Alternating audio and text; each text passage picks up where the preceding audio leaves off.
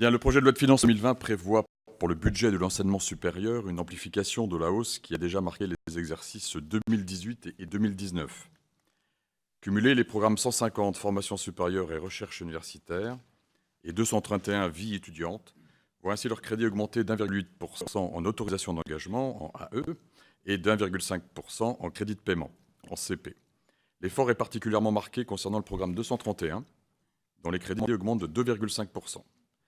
Je salue donc bien évidemment cet engagement renouvelé du gouvernement en faveur de la formation supérieure de notre jeunesse, qui constitue un gage d'innovation, de compétitivité et d'excellence scientifique, et donnerai donc un avis favorable à l'adoption de ces crédits. Ces crédits en hausse traduisent la poursuite des importantes réformes engagées depuis le début de cette législature, dans l'enseignement supérieur, mais également l'ouverture de chantiers nouveaux. S'agissant des déjà lancés, ils viennent permettre la poursuite du plan étudiant pour les étudiants de licence, notamment l'ouverture de places supplémentaires, l'amélioration de la plateforme Parcoursup et la mise en place des parcours dits WICI. Concernant Parcoursup, l'année 2019 a été marquée par l'intégration de nouvelles formations au sein de cette plateforme et par un surcroît d'inscriptions de candidats en reprise d'études, qui ne constitue pourtant pas la première cible. Une adaptation est à l'étude afin de répondre aux besoins spécifiques de ces candidats. L'année 2020 devra voir quant à elle l'achèvement de l'intégration à Parcoursup de l'ensemble des formations reconnues par l'État. En outre, les nouveaux crédits octroyés dans ce budget participent à la poursuite de la revalorisation des carrières à travers le protocole Parcours professionnel, carrière et rémunération. S'agissant des nouvelles réformes, l'effort financier consenti dans le cadre de ce budget permettra la mise en œuvre de plusieurs dispositifs. Je pense, et ça a été cité par Madame la Ministre, en premier lieu à la réforme des études de santé, et en particulier à la réforme de la première année de ces études. La PACES devrait donc être remplacée par 3 voies d'accès aux études de santé, dont une première année universitaire générale, couramment nommée portage santé, mais il sera également possible de suivre une licence dans toute discipline au choix de l'étudiant et de rejoindre ensuite les filières de santé pourvu qu'on ait suivi un certain nombre d'enseignements au sein de ces licences qui vont s'octroyer dans ce qu'on appellera une mineure santé. Les établissements seront amenés à conclure des conventions pour la constitution de ces mineurs santé et pour permettre à des étudiants inscrits dans d'autres disciplines d'en suivre les enseignements.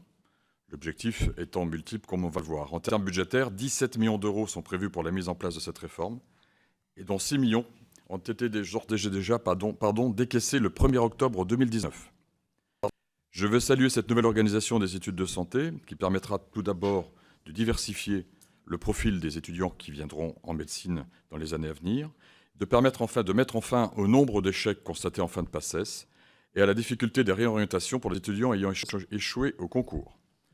J'estime qu'il faudra l'accompagner d'efforts suffisants de communication afin que les lycéens et les étudiants puissent se l'approprier, et je rajouterai aussi les collègues, et qu'il conviendra donc de fournir aux établissements une visibilité suffisante sur les moyens dont ils disposeront pour la mener à bien, dans la mesure où le délai de mise en œuvre apparaît bref, puisqu'on parle bien de la rentrée 2020. Enfin, ce PLF marque le début de la mise en place d'une certification en langue anglaise pour tous les étudiants de licence. 3,1 millions d'euros y seront consacrés afin de financer cette certification pour environ 38 000 étudiants.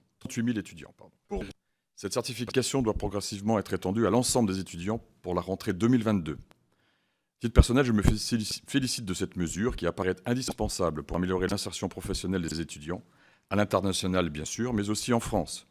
Je rappelle que la maîtrise de la langue anglaise constitue l'un des critères essentiels de recrutement pour nombre d'employeurs dans nombre de situations professionnelles. Les crédits de la vie étudiante sont également à la hausse. Les aides à mobilité internationale voient leur financement augmenter de 12%. Cette hausse permettra de verser 7 500 mensualités supplémentaires, mettant ainsi en œuvre l'engagement du président de la République dans son discours de la Sorbonne, qui avait affirmé que d'ici 2024, la moitié d'une classe d'âge devrait avoir passé avant ses 25 ans, au moins 6 mois dans un pays européen.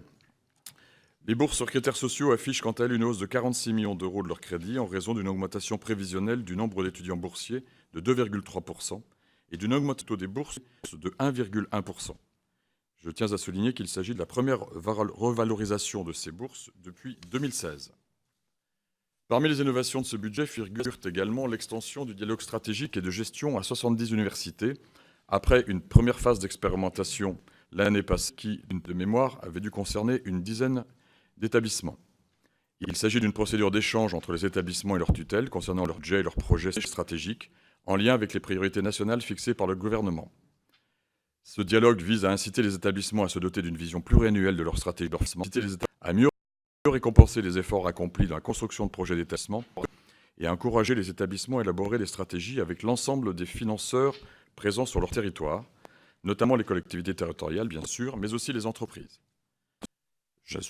J'ajoute que j'ai pu croiser dans les dernières semaines 2 présidents d'université qui ont bénéficié de ce dialogue stratégique et qui m'ont fait part de leur content du processus.